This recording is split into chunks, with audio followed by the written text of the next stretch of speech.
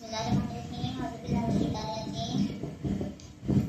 एक दिन हज़रत सुलेमान अलैहिस्सलाम के पास हज़रत इज़राइल अलैहिस्सलाम मुल्कुल मौत इंसानी शक्ल में मौजूद थे।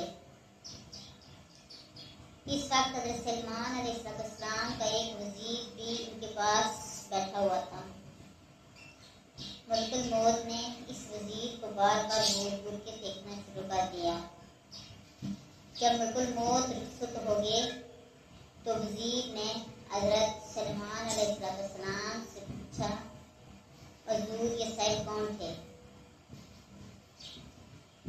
हज़रत सुलेमान अलैहिस्सलाम ने फरमाया ये मुल्कुल मौत थे।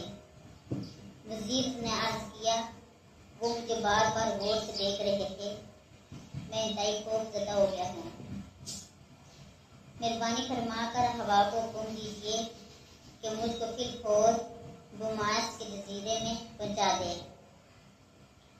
हज़रत सुलेमान अलैहिस्सलाम ने हवा को हुक्म दिया, उन्हें किस्म जिद्द ने वज़ीर को लाखों कोस दूर जजीरा बुमास में पहुंचा दिया।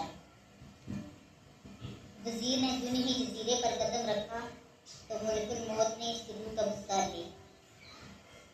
कई रोज बाद मुल्कुल मौत फिर हज़रत सुलेमान अलैहिस्सलाम की खिदमत में हाजिर हुए तो हज़रत सुलेमान अलैहिस्सलाम ने अपने वज़ीर का किस्सा बयान किया तो मुल्कुल मौत ने कहा, इस रोज में शख्स की तरफ बार बार इसी वजह से देख रहा था।